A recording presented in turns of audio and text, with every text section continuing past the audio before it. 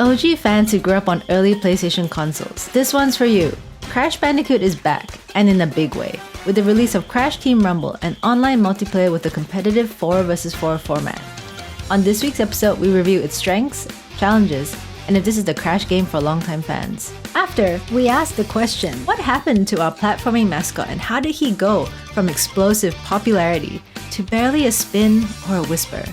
Later, we chat about Soulvars, a mobile deck-building RPG by Shueisha Games that's now released on PC and console.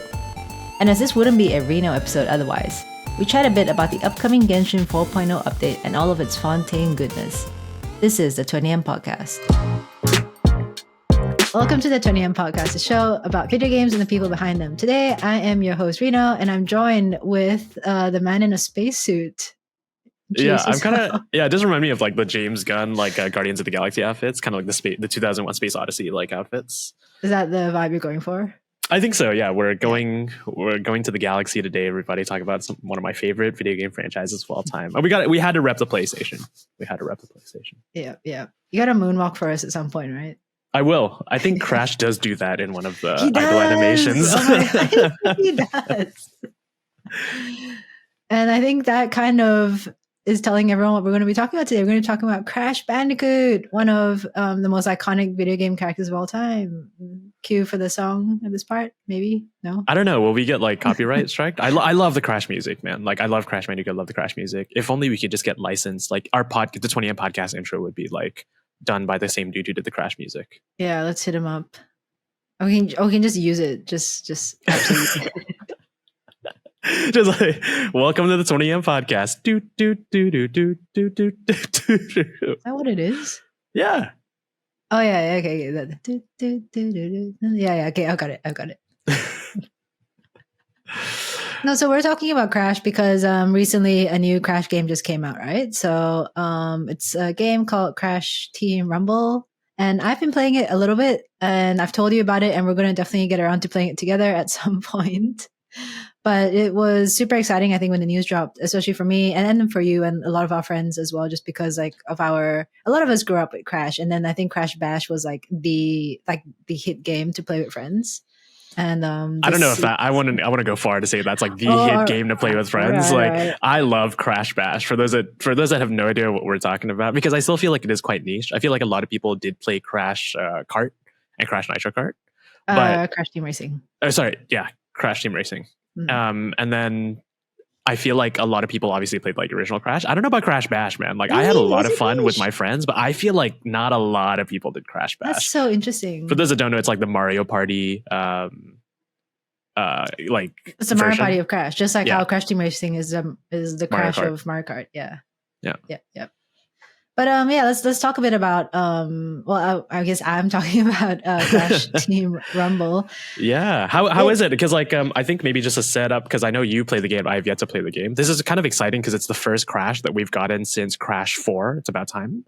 Ooh. And I remember that when it was announced at one of the recent showcases, it was kind of those like, oh my god, they're doing a Crash game. That's awesome and that's crazy and it's beautiful, but it's a different formula to like the Crash game. Like we haven't really seen this type of game before, and I think like the collective world is kind of like, oh, that's interesting. Like we'll see how it is, you know. So I feel like the expectations are kind of like all over the place for this game, and like both in a good way and probably a bad way. But please, I barely have any like knowledge about this game. I've seen some gameplay footage, but please tell me about Crash Team Rumble.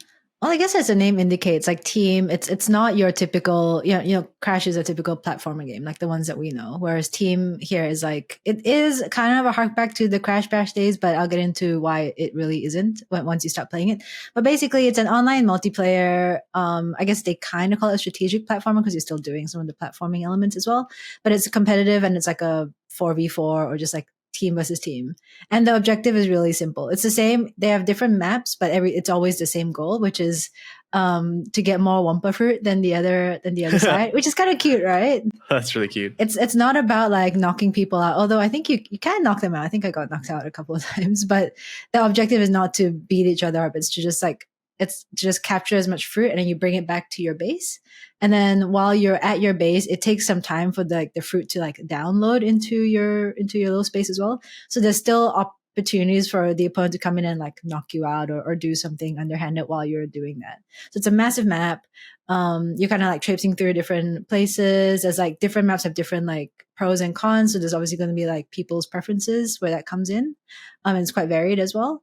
And then amongst the characters, you get, I think so far, like as far as I've played, there will be 8. So you start off with 3 and then you can unlock other 5. And then hopefully they'll include more because like the Crash universe is pretty wide at this point.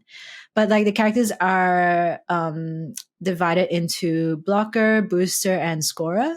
So kind of like, it reminds me of like volleyball or something like that. You know, like one person is the one who's always like spiking in, one person's always defending. So yeah, the scorer, they are able to carry more fruit, and then they can, they're just built in that way where they can like just like keep scoring for the team.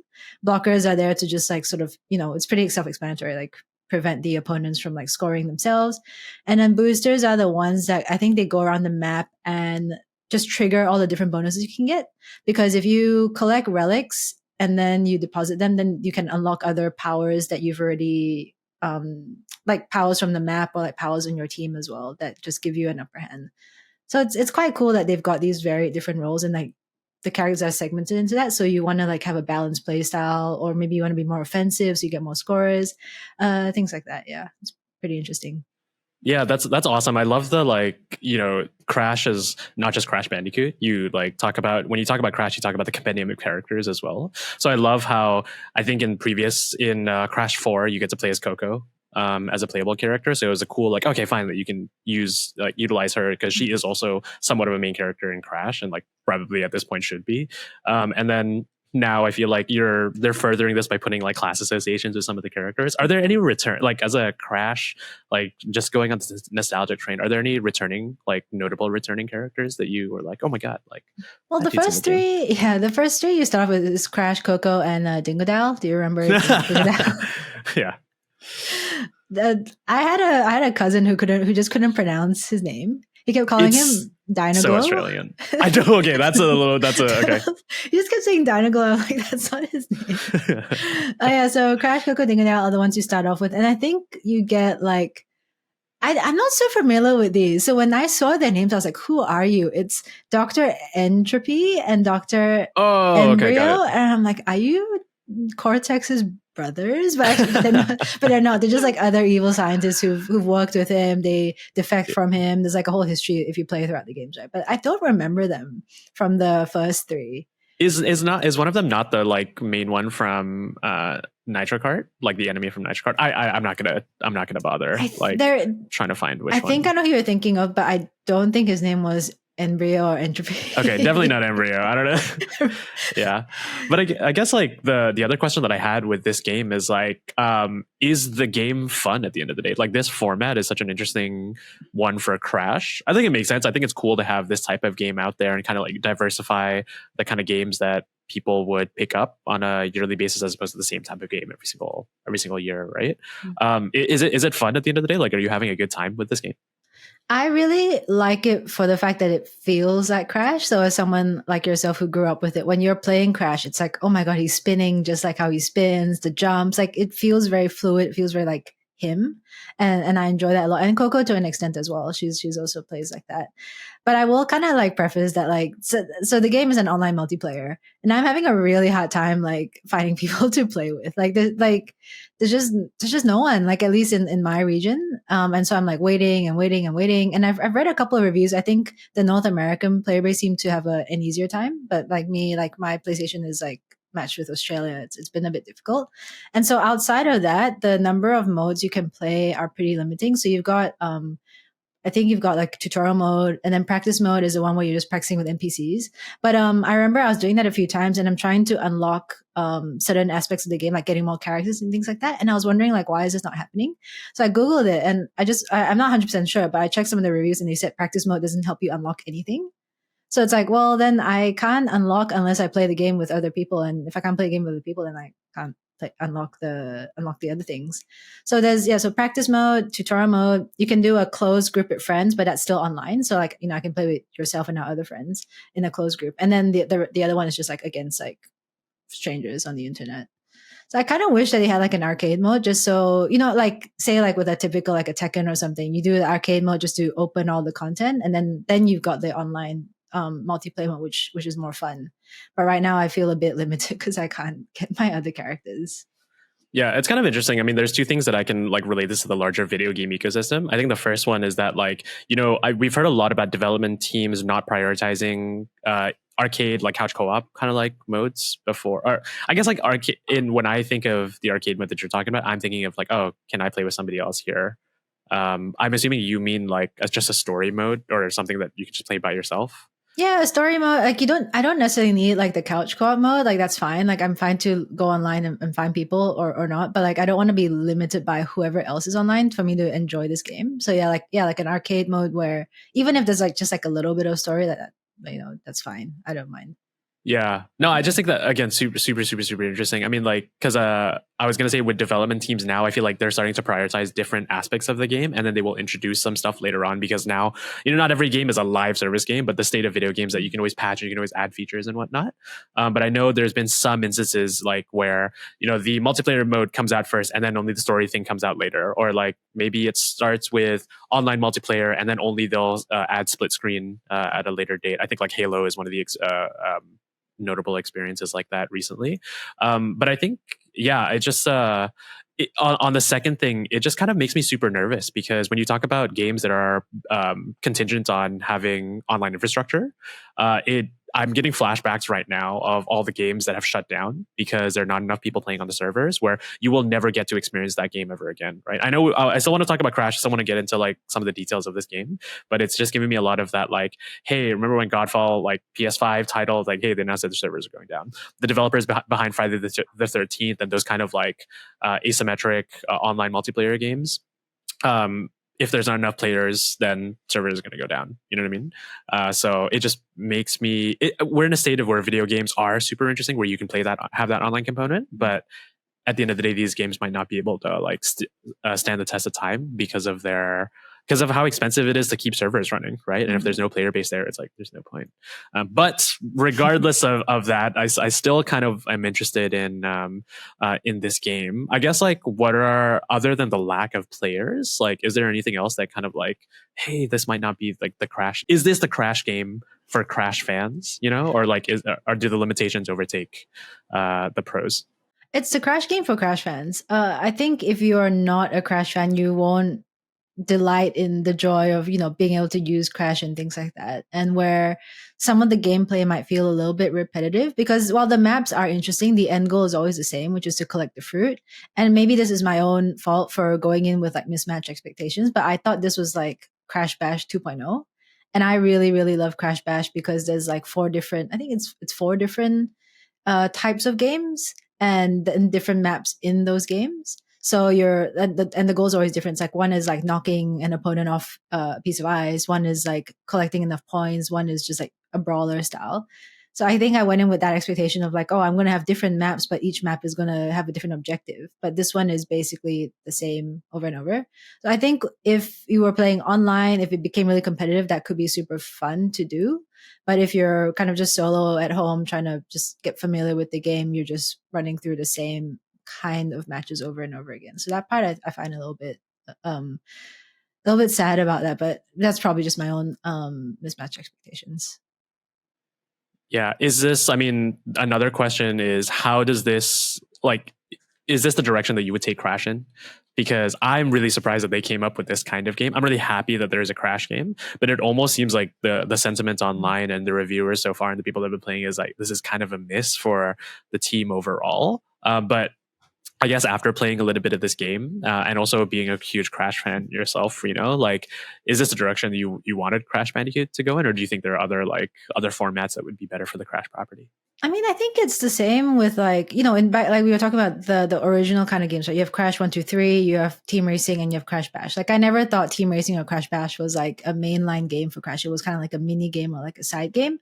So when this came out, I was like, I didn't have the expectation that this was going to be like a core Crash game. I'm like, this is something that we're doing on the side, but I'm sure they'll do Crash 5 or Crash 6 or something where it's more the traditional style of like platforming, which honestly, I guess that is kind of what I enjoy. Like I do prefer that style of Crash over this one.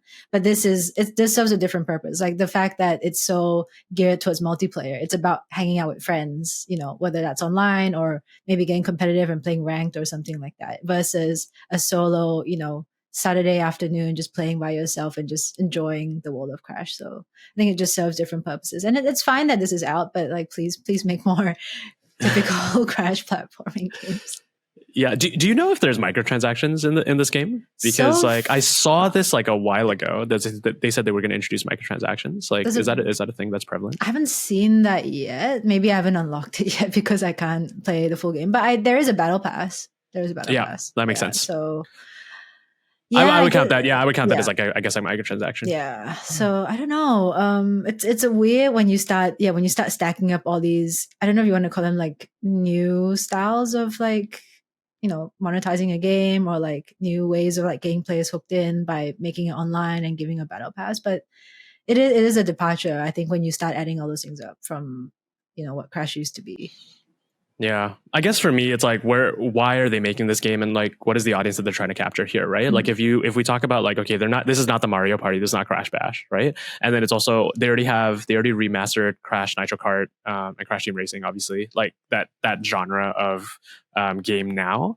I'm curious if this is one of those things where it's like, hey, let's this Splatoon is doing extremely well on the Switch, so let's take something like Splatoon. I know Square Enix had their Foam Stars, I think. Foam Stars, yeah. So it's like, okay, maybe there is like part of this online kind of like a specific party game kind of thing. But it also reminds me of like, I mean, I guess Fall Guys is a little bit more like Mario Party, but I'm also thinking of games like, oh my God, Knockout City, I think is what it's called. Oh, wow. Yeah. And like a lot of these games that are coming out recently where they are fun. They're more like these like competitive sportsy ideas. But I'm really curious like what the numbers are for these and why, I guess, Toys for Bob, I think, developed this one, right? Under Activision.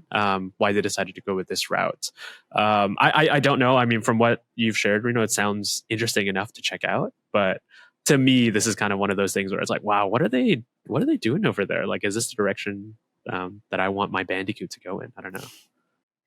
Yeah, it's an interesting one. I think we've talked about this in the last couple episodes, like with Final Fantasy 16 being like a new kind of Final Fantasy, and then with like Raincoat being like a new iteration of Danganronpa. It's like you kind of want to respect and encourage like the developers to try something new and different, but then at the same time, it's like we're part of that. Like if you're even part of that franchise, you also have the tendency to be like, oh, but I really want like that experience I had as a kid. I really want Crash as who he was when I was 7. So it's like sort of balancing expectations of like, well, this is what I want, but maybe the developers are like, oh, but maybe I can give you something that you don't know that you want yet. So that's where I think they can succeed. We'll see. Got it. Any final thoughts on I guess like Crash Team Rumble? There's so many iterations in my mind. I'm like, okay, it's not Crash Warp. It's not, it's not Nitro. It's not Team Racing. Nitro, not Team Bash Racing. Rumble. So, yeah. Any final thoughts on Crash Team Rumble? It's fun. I think definitely worth checking out, like you said. And I hope I can find more people. If you're playing in Australia, hit me up. I need some friends to experience this with. Yeah, definitely worth checking out. Not at all a bad game, but just a bit of a question mark on it for now until they can grow the community a bit more. But overall, like, gameplay wise, everything feels smooth. I don't have any complaints in that regard. Good one. But yeah, I mean, I kind of want to talk a bit more. I know both of us love Crash and we both grew up with, but we've never actually had a proper like Crash discussion. So like, let's pull out the therapist chair and be like, Arief, when did you first meet Crash Bandicoot? How did that happen? I was walking down the hallways in school one day, and this little CD flew out of my friend's backpack, and I'm like, "What's this? Oh my god, what is this game?" My history with Crash is like, I mean, this is such an interesting, like, I guess, framing for a topic because this new game just came out. And it's a different type of game that we've gotten for a legacy character that is so near and dear to so many people's hearts, especially as gamers. And I think what I would argue is like one of the main mascots of the PlayStation 1 as well. I don't know. My history with Crash is that Crash 3 Warped is one of my favorite games of all time. 1, because I think it was a time and place thing. 2, I think it's just a phenomenal flipping video game.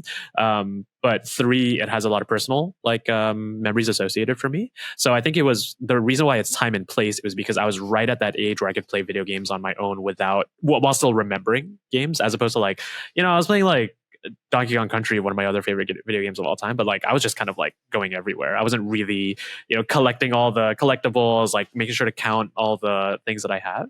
So Crash 3 has that associated for me. But then the other thing is that like it's the last video game that I really like bonded over with my dad with, because like he brought over the SNES way back in the day, right? And so he introduced me to Mario, he introduced me to Donkey Kong, but he couldn't fully get into 3D games because he said he was just way too confused by the like axes. Like he had to play side scrollers. So Crash was the last one. Like Crash 3 was kind of like the last one that we kind of like played together, if you will. So I just like, I love Crash so much. He's one of my favorite like, furry, fluffy animal mascots from like that era of video games. But yeah, I just have so many positive memories associated with Crash. What's your history with Crash, Rina? You're gonna make me cry, man. Like I have to, I like it's the same for me, like bonding with my dad. Like I think like when you're talking about like games that you can play by yourself, like Crash is one of those, like you can be like an independent like 6-year-old, 7-year-old playing it. Because when I think about that, I also remember like I don't know what game it was, but I was playing with my dad and it was like a quiz oriented game, like a quiz show. And the questions were like about the US. And I'm like, every time, like I really wanted to win. I'm like, Dad, what is his answer? And he's like, that I think. So obviously that was a game I couldn't play by myself. But then Crash was like, I remember my dad showing me, like when you're young, you don't have like good dexterity with your hands, right? It's like, oh, I have to jump and spin at the top of the jump to get that box, things like that. So that was like such a big part of my childhood. But that's super interesting. These games where like the tutorial mode is like really safe, or like if you die in a comical way, so kids don't get freaked out or frustrated. It's like such a great like starting game of like being on your own for the first time. Yeah, can we talk about the death animations in Crash? They go like, so hard. They're so funny. It's like, how do you come up with that stuff? There's like the ones where like you just explode. And his shoes are left. The shoes are left. Yeah. There's like obviously when you die, like the little angel Crash the angel comes up. Like when you get squished or something, I'm pretty sure he's like just flat like a CD. God, like the death animations in Crash I think are iconic. It's hilarious. Like you said, it works for kids, but it's also just so comically well done that it totally works for adults as well. I think the other animations as well, like I really like I remember the TNT used to freak me out because it's like it's counting. I was like, oh my god, where do I go? Like run, because sometimes you have to step on the TNT. It goes 3, 2, 1. Yeah. Or you step on, you even like breathe on the nitro, it just explodes. Like all the animation, I just feel like it was just very vibrant. Really felt like we talk about Hi-Fi Rush being a Saturday morning cartoon, like Crash Bandicoot was like a Saturday morning cartoon in itself with all these just like wild, like Wile E. Coyote kind of explosiveness. Like I think that really excited like most players at the time. Yeah. It's funny you say that, like, as you talk about therapy, right? Like, I feel like, real talk, my anxiety as a gamer stemmed from the green nitro in Crash, because the TNT, at least you would have a timer. And I think if you hit the TNT, it would count down, right? Yes. The nitro one, if you tap it, like you said, if you look at it, it'll explode in your face. So I remember it's like, and it's also the second thing is I think like Crash Bandicoot, as we're paying homage to like the beauty of the series and kind of talking about it and like some of our favorite memories of this game and the series, it's like the history of Crash is super interesting, but like for me it made me a completionist, where I do a lot less nowadays, but I love getting platinums for a game. I love 100% in games and all that kind of stuff. Crash was one of those few ones where you would do time trials to get like the time trial, like you get the relics, I think, right? The relics as well, and then you got to complete all the boxes too. Yeah, so it's just like one of those ones where even though they're short levels, I think it's one of those games that made me a completionist, like beated it down in my head where it's like, hey, you should 100% games because they're really fun. So I love I love both those things, like my anxiety like stemming from Crash Bandicoot, and then the third thing is like my fixation on getting 100% like came from Crash Bandicoot.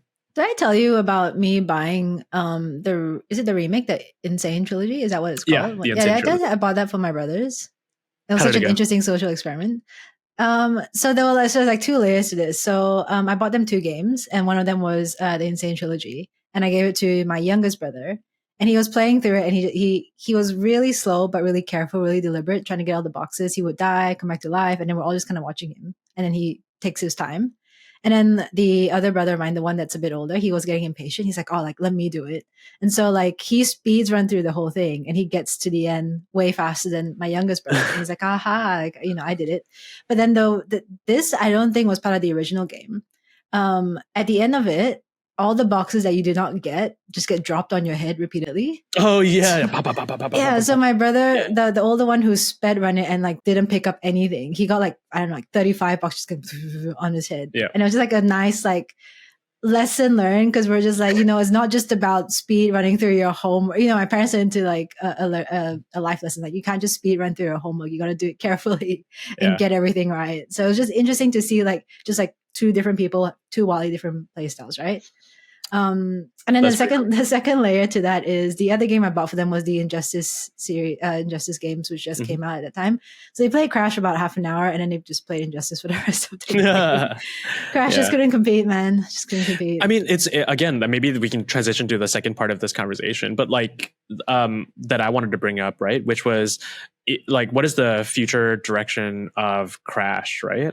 Just specifically on that note is like, this one is a really fascinating one because like I don't know who's listening to this episode and has association with Crash or who grew up playing platformers or like was exposed to that era of video games, but that era of video games barely exists now. I feel like the platforming genre and the platforming kind of like I guess like design in games is more so on the indie side of things, and even on the indie side of things, they it's a different style. It's a different style. It's a lot more Metroidvania. It's a lot more like maybe open world 3D platforming, right? Like think about Yooka-Laylee as they like modernize Banjo-Kazooie a little bit more. It's like that type of thing. When Crash is kind of like level oriented platforming, right? So I don't know. It's just like one of those ones where I was curious how much the nostalgia pull really existed for Crash, and I think I was looking it up. It was like the Crash Insane trilogy sold pretty solid. Or I don't know how solid it is, but it sold X amount of units. But when they released Crash 4, like apparently the sales were less than Crash Insane trilogy. So it's like, oh, nostalgia does like, I guess there is a bump in nostalgia where like people still want to play these games and they love these kinds of games. But when a new version of that game came out, I think it's just like quite clear that the first month of sales for Crash 4 were lower than the first months of sales for the Insane trilogy. So it's kind of like a sad thing where maybe like those games have stopped being made for a reason, not because like maybe just people nowadays don't want to play that type of game, and it is all nostalgia. And then like, does nostalgia really warrant making a new game and spending a lot of money into a new game? It's such a weird, heartbreaking dichotomy thing for me where it's like I want more Crash games and I want more games like this. I want to feel like Spyro, I want to feel like Crash, I want to go back to that era. But like if they don't sell, it's like I didn't even play Crash 4, right? So yeah, I didn't play maybe Crash like 4 either. that's a problem. So I don't know, a weird part of discussion for this game, but like nostalgia, platformers, like maybe they're not for the 2023 gamer anymore.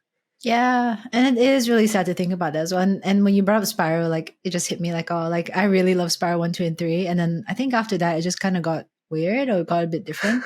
And then now I guess like what happened to Spyro? I think he's part of some other franchise. I can't remember what it's called now. Skylanders. Yes, that's the one. So yeah. Is let me ask you this. Is Crash Bandicoot the best video game mascot of all time?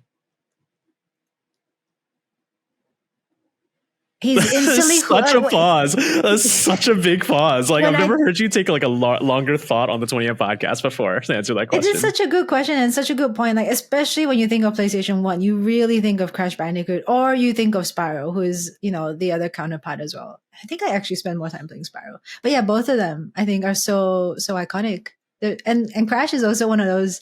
Would you call him a silent protagonist? Like, does he talk? Yep. Is he? No, isn't like he barely talks. No, he I think he's. No, he doesn't. Isn't the backstory of Crash like he was like a science experiment gone wrong? He was like. I thought he was dropped as a child. No, I thought he was like Cortex's, yeah. Like little experiment, and they made him super strong, but he like lost his mind in the process. That sounds about right. I think that I don't know if my childhood memories just making that up. Yeah. But yeah, that's. Yeah. So yeah, cool. I mean, you're right. It's like, I think of that era as like Crash, Spyro, and like nowhere near, but like Parappa the Rappa is kind of like one of those like iconic like characters. Who are missing? I mean, I don't know. YouTube comments, let us know who are what mascots are missing. I'm like, I don't know why I can't rack my brain up right now. Like pause the video, like type it in the comments. I want to have this full nostalgia based like conversation around these mascots. But yeah, I mean, like, dude, Crash is like, I know they're still trying to make Crash a thing. If you saw Jeff Keighley's, I think it was the 10-year anniversary of the Game Awards, they did a musical, like an orchestra show. in Los Angeles last month, Crash Bandicoot was there.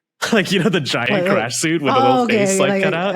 Crash was at the Game Awards. Jamming in the orchestra. Yeah. No, my favorite thing was like I was looking on Twitter and it was like people's like, oh my god, Crash is here. It's just like paparazzi TMZ photos of like the giant Crash suit going through like LA security.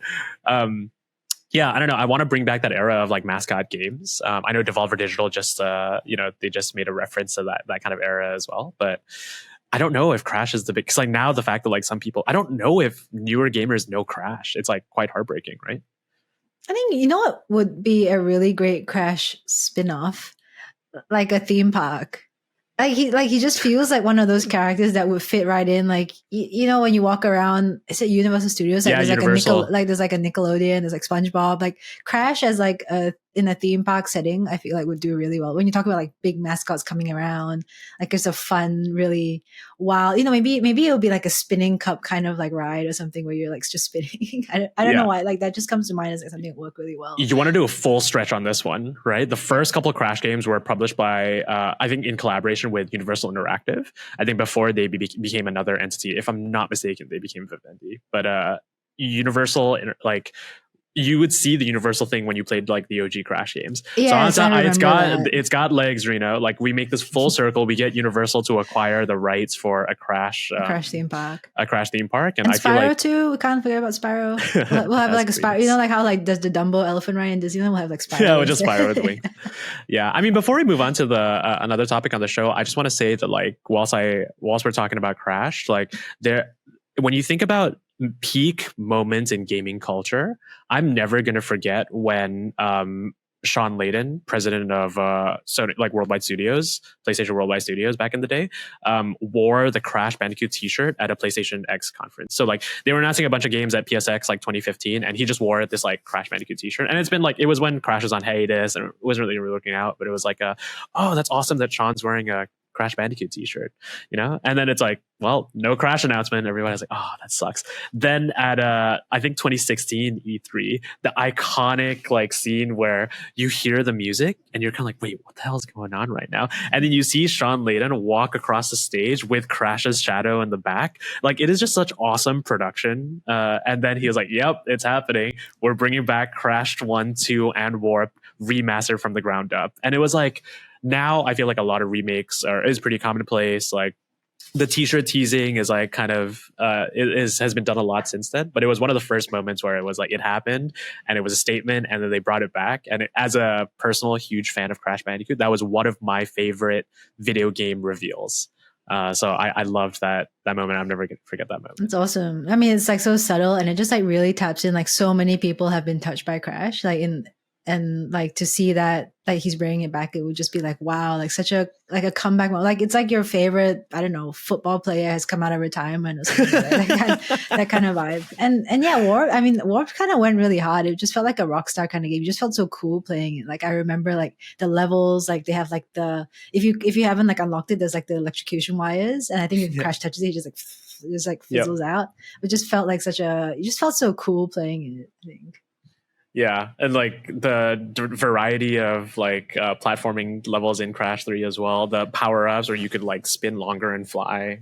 It's like easier. But just the history of like Crash and PlayStation. It's like I was looking this up before the show. Like I had no idea Mark Cerny was a producer on Crash. You know, like architect of the PlayStation 4, PlayStation 5. Like, you know, one of the most brilliant men in the industry. Like I love that he was a producer on Crash. You know what I mean? And like the Crash Sony history is so strong. And I know, I guess like as of late, just to like talk about the current state of Crash, was that it was really cool that Vicarious Visions was able to do the Insane trilogy and like bring Crash back. But then there was that super heartbreaking article where like all of Vicarious Visions was merged with the Blizzard team. So they just became like part of the Blizzard team working on Call of Duty, Diablo, like whatever, right? Which is, again, no knock to Call of Duty, no knock to Diablo, but the fact that you take such an awesome studio that's creating something like Crash and then just use all of those people and resources to your next Call of Duty, your next Diablo is so heartbreaking. But I know when Toys for Bob came back, when they did Crash 4, and again, it's kind of sad that Crash 4's sales like didn't really match up.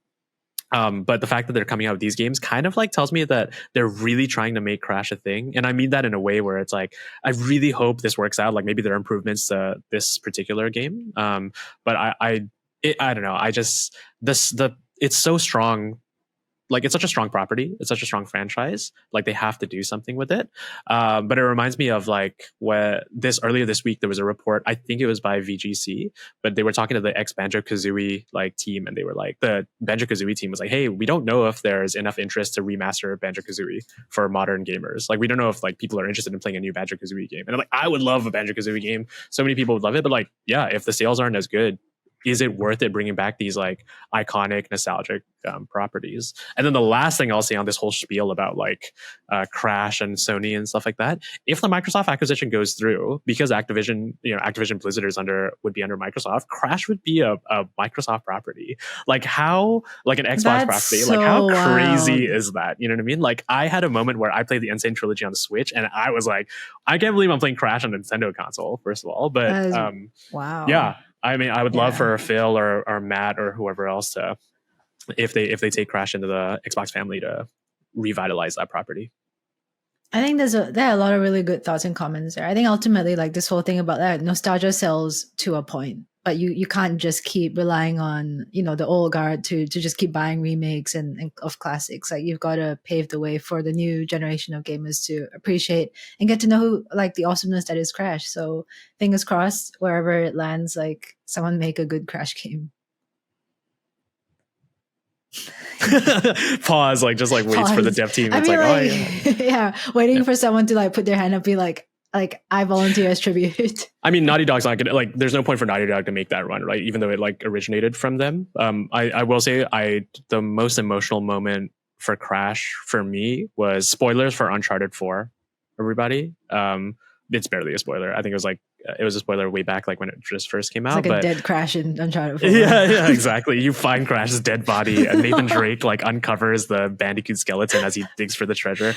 No, but like I remember just my most fond like recent memory of Crash was when they incorporated Crash 1 in Uncharted 4 as a playable thing in the game, and it was such a beautiful like passing of the torch of like, hey, Crash is what built up Naughty Dog as a studio. And it was like probably their biggest legacy, and it's moved on and it's like past Naughty Dog. But the fact that they were able to incorporate it in Uncharted, which is, probably other than Last of Us, their biggest property as well, was such an emotional moment for me. Like I cried playing, like I was shocked that they had Crash in Uncharted 4, and then I cried because like you played Crash, and then spoilers for Uncharted 4, like they incorporate Crash at the late game for a very, very beautiful, intimate moment that I don't want to spoil, but it was just the perfect way to incorporate the love for Crash and love for video games in a way that just celebrates Crash Bandicoot and celebrates that property.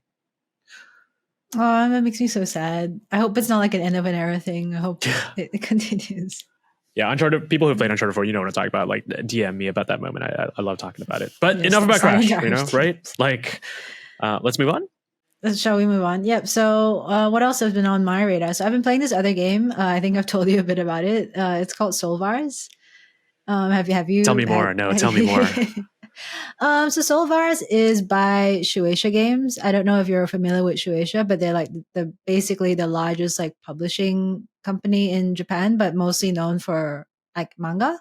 So Weekly Shonen Jump, all those other titles are under them. So One Piece, Hunter x Hunter, Naruto, they're all originated from Shueisha. But they started Shueisha Games, I think it was 2021 or 2022, somewhere around there, to produce like original IP. And then I think they're probably also going to use it as a channel to push out some games under those like manga titles. But anyway, so Solvars is from Shueisha Games. It feels like an indie. You probably couldn't call it an indie because of what I just said, but it feels like an indie game. It's a pixel art style. It's turn-based RPG, but deck building. And it feels like a classic RPG, but JRPG, but I guess because of this deck building aspect to it, it's got quite a unique twist to it. So everything, like you've got your 3 characters on the side, or sometimes you might have 1 character, but I think it's max 3 at any time. And then like the opponent here, so it's like that very kind of like old school. And then you choose your attacks or whatever you're going to do, and then one by one they go for the opponent. But you choose from a wheel, which I think is called soul bits. So each on the wheel there's like 4 or 5. They're like cards, and based on the enemy's weakness, which the profile is at the top, you can choose like which kind of attack to do. And then sometimes the attacks between the characters can chain, or sometimes you can make them like power up for this round, and then the next round they do like a more powerful attack. So yeah, that's kind of like the main gameplay for most of it. You can you explore a map as well. There's like small mini puzzles that happen throughout it, but most of the core gameplay is just the battling and the soul bit system. That sounds super cool. Like the way you're describing it, it sounds like a type of game that I would love. You know what I mean? But I'm not a big fan of like the usual properties that they produce. You know, like the One Piece, the Hunter x Hunters of the world. I'm not super into those properties. Like, will it impair me from liking this game? Do you think? Like the lack of association. It has nothing. I mean, it has nothing to do with those properties, because that's just like a recognition of like, you know, Shueisha being like known for manga. And then they do, of course, because they've got that relationship, they will probably produce other games about like One Piece or whatever. But this game in particular, Soulvars, has nothing to do with like your anime or manga. They have like some sprite, like the characters you're using are all like little pixel chibi kind of characters, but then when you go into the menu they get like proper like portraits, and I think the portraits are by a pretty famous manga artist. His name escapes me as well, but that's just kind of like a nod to like, I guess, like what their core business is, which is kind of cool. But the music is really nice. The music feels like Mega Man, like the original Mega Man. Like that's awesome. Yeah, really like you know, pumps you up. The whole map and everything kind of feels a bit like dystopian futuristic, so the music suits it really well.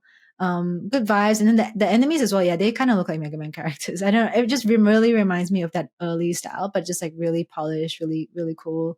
I'd say like the core gameplay is really good, but then the story is a bit lacking. So I don't really like, I want to tell you about like why the characters are there and what they're doing, but I actually don't really know. It's like you have the main character, his name is Yakumo. I know that much, and he is like a freelance what is the word, like there are these groups of people who fight against these monsters, and apparently the monsters have appeared because technology has been taken too far, and they kind of like represent manifestations of like technology gone wrong. And so your main character is like a freelancer, and he works with like the government authorities who are in charge of like kind of like getting rid of the monsters. But that's kind of it. Like the one they just kind of say one liners here and there, and if like I checked as well, I was like, is this from a manga, and is that why I don't have the context? But it's not. It's a brand new IP, and they just haven't really told the story well, which is kind of a shame, because I think it could be quite interesting. Very much like, I don't know if you're familiar with Tokyo Ghoul or Psychopaths, these like other animes. Like it kind of has that vibe of just like being in like a dark city with monsters crawling around. You're kind of like a futuristic police officer trying to, you know, disarm everybody. That kind of vibe. Yeah, I mean, it's quite interesting because like Jared, who was on our last episode of the podcast, like we had a small segment where we were talking about Vampire Survivor, and it revitalized that like reminder that, you know, at the end of the day, sometimes gameplay is king, and it's like story is secondary if the gameplay is awesome. So I'm less of a stickler. Like again, just with these constant reminders that there can be games that exist where it's like, yeah, maybe the story isn't the best thing. Like Super Mario 64, not a great story. Super Mario Galaxy, on the other hand, pretty solid story, but not as good of a story, like not a worthy mention of the story. So yeah, I mean, this looks interesting. Really seems really cool. No, that's a super good point as well. Like there's like a game for every season, right? Sometimes like I want to play Raincoat and just be stuck in the middle of a story for 12 hours. Sometimes I just want to pick something up, really chill, and just like enjoy a couple of like an hour or two of like really good gameplay. So yeah, that there's definitely room for games that are not so story based, but just have a cool mechanic that you just can't stop playing. I think this is definitely that kind of game. That's cool. Yeah, it's on, I think it came out on mobile a couple years ago and was like super popular there, and then now it's available on platform. And that's actually going back to the whole story thing. I think that's actually part of it, because if you're a mobile player, maybe you just want to be able to pick up a game and just play and not worry about reading lots of text. But then now the question is, now that's on the platform where people, you know, are sitting down more specifically to play games, maybe there's an opportunity for them to expand on the story in this scenario now. Yeah, lots of interesting stuff there. That's super cool. Can I want to move on. Can I ask you something? Like I'm done.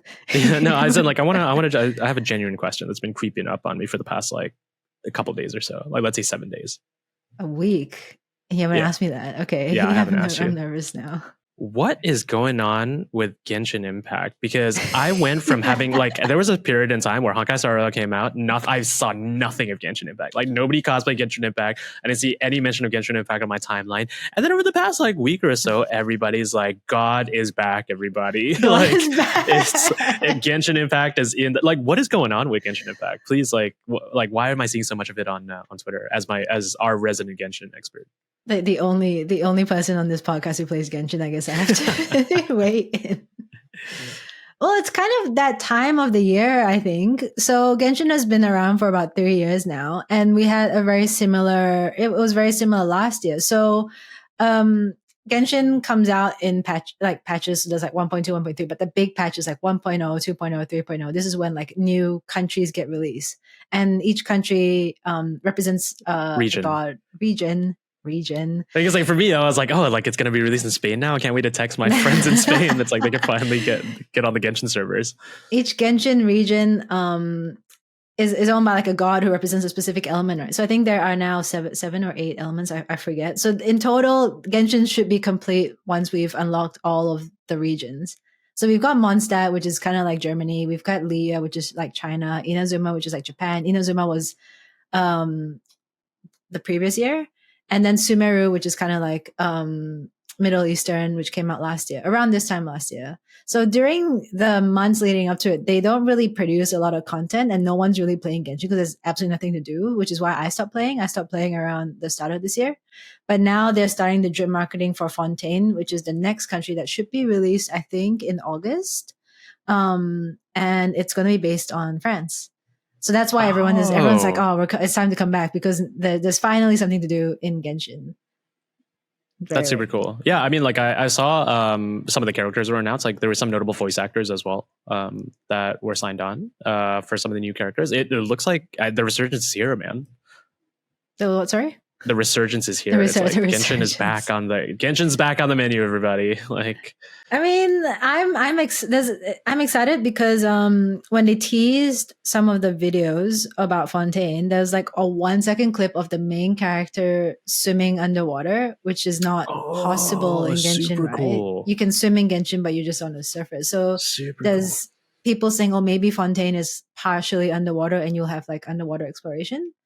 And then the other thing that is really amusing for me is that like everyone just looks like I'm not being facetious. Like everyone just looks like a bunch of clowns. Like they all look like they're part of the circus. When they chose like France as the inspiration, I think they chose a very specific era of like, you know, people wearing top hats and monocles, which is kind of like French, a bit British as well. But everyone is just like circus inspired. It's just a very interesting aesthetic to adopt. So they've announced a couple of characters already. So Linny and Lynette, which are like siblings, I think they've actually been in some of the marketing for 1.0. So people have been waiting like 4 years for these characters to come out. And then they drip marketed who people suspect is the god of the Hydro god, so the one that's overseeing the Fontaine area. And then, like you said, like the voice actors have been going super hard as always. Like they always do an amazing job in Genshin. So when you hear the voices in the trailer, people have already started making the daily, you know, character name account or like hourly character name account on Twitter. So they just keep posting about that character who's not even out yet. I mean, my thing is that like they got Ray Chase, like a voice of Noctis from Final Fantasy 15. They did to do a character. So I mean, like it's just so cool. When are we going to get Haley Joel Osment as a character? Bring Sora into Genshin. There's a lot of synergy between, as we've talked about, like Genshin and Star Rail. So I think some of the Star Rail characters, some of the Star Rail voice actors are also finally getting their chance to be in Genshin too. That's super cool. So, are you gonna pick up Genshin again? I think I'm intrigued. Like a new area is always exciting. I didn't finish any of the things in the most latest region Sumeru. Country in Sumeru, and I'm way behind on the story stuff. I'm still on. I don't even think did I get to Japan? I don't think I'm even in Japan. In Inazuma? No.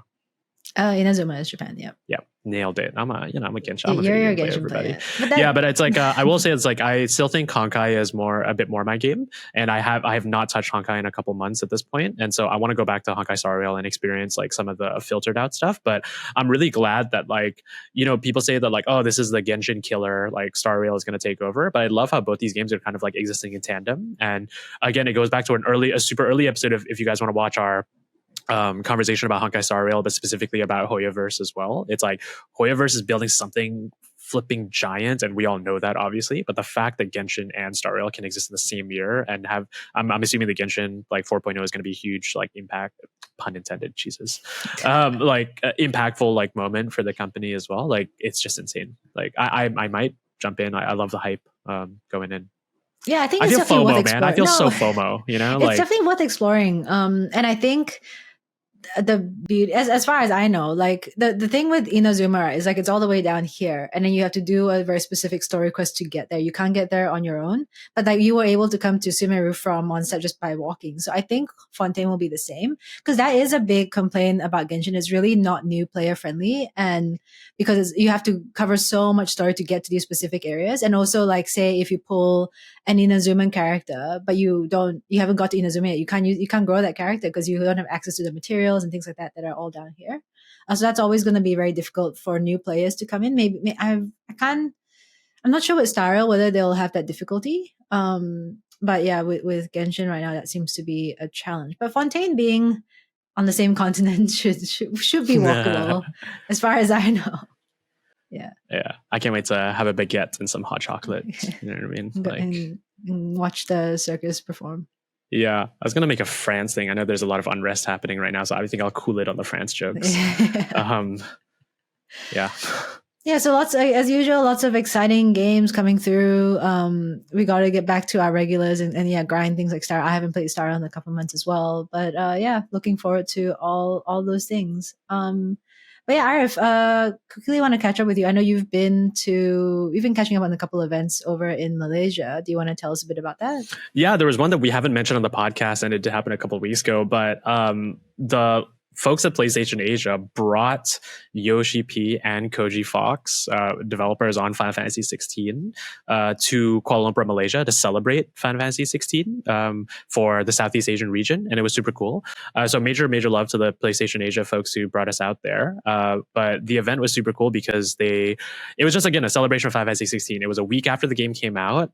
There was a meet and greet session with both Yoshi P and Koji Fox, and it was just awesome to be in that crowd where half the people finished the game, the people who like grinded it out, half the people are still so excited. There was amazing cosplayers at the event. We saw an amazing Jill cosplay, an amazing Clive cosplay, and then my favorite cosplay was the Dion cosplay, which is like the Dragoon character. And it's just amazing how they can turn around these outfits so quickly. But it was truly beautiful. On a personal note, I loved seeing so many media friends out there. Like sometimes you only see like our friends in the media in the same room, like at these events. So it was cool bumping into each other. Everybody's like kind of talking about their favorite Final Fantasy games and like what they loved about the game, what they didn't like about the game, and just like being around that energy with media. But the second thing was fans, dude. They flew people out from Singapore. They flew people out from the Philippines. I can't remember if they did Indonesia. I could be completely wrong. But like there were people there that like were flown out just because they won the meet and greet thing. So it was super cool. We were sat next to a couple of folks that were part of that competition. And again, just to have everybody geek out about Final Fantasy, to have everybody be in the same room and to witness Yoshi P like in front of us talking about the game and their love for the franchise as well was awesome. So it was a beautiful moment. And man, I was shocked that they brought Koji Fox out there as well, localization director, and just big personality now in the Final Fantasy community. So it was just so cool seeing them on stage here in Kuala Lumpur.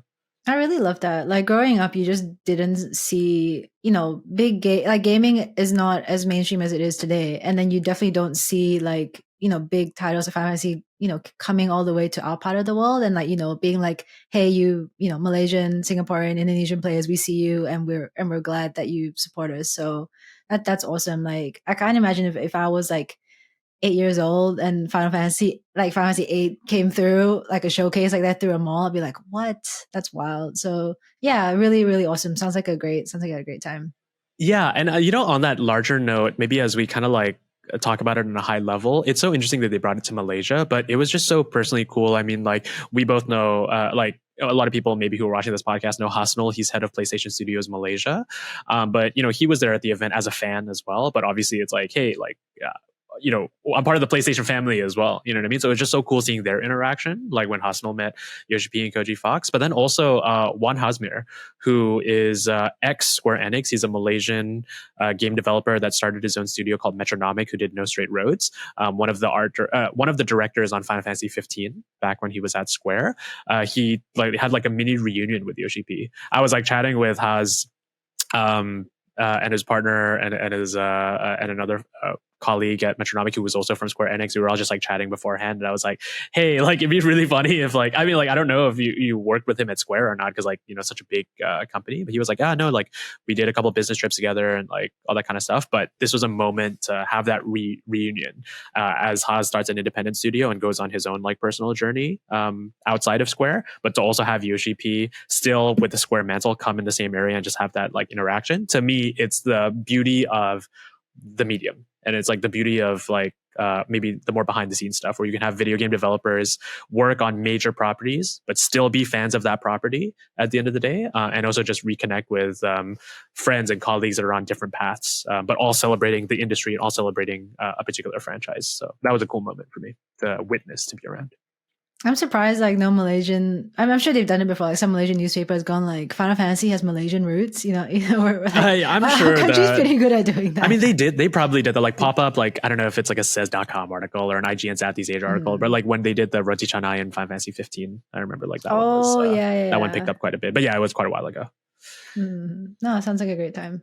I too will be at an event soon. Yes. Where can people find you? That's funny. It's like, where can literally people find you? It's like the swarm around you. Please don't come kill me. I'm going to be at Bit Summit. By the time this comes out, I will be at Bit Summit during the weekend. So covering a bunch of different games.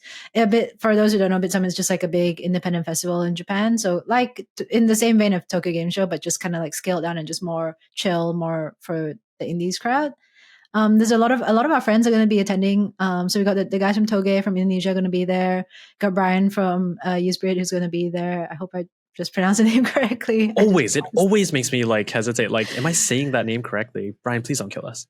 Yeah, so I'm really excited to go and meet up with them. But there's a couple of other people who it's just a great vibe right now because a lot of people are slowly starting to fly into Japan. So I'm trying to catch up with different people ahead of the storm of the frenzy. But it's a really exciting time, and I look forward to reporting back on our next episode. Great. I'm excited to like have fan like photos with Rino at Bit Summit and just like overlay that on the next podcast episode. Yeah, I'm gonna have a photo of me and all my fans, and it'll just be me. I'm so jealous. I'm really excited for y'all. Yeah, go hit up Rino at Bit Summit. Yeah, come say hi. All right, well, I think that kind of wraps up most of the things we want to talk about this episode. Thanks everyone for listening, and hope you have a nice weekend. And if you like this episode, do check out the one just before this where we have a great chat with Jarrett J. Tan from Devolver Digital, the maestro behind Cult of the Lamb's incredible growth when it came out at launch. How cool is it that we got Jared on the podcast to talk about like the unhinged Cult of the Lamb like social post that they did at Devolver? Like that's awesome.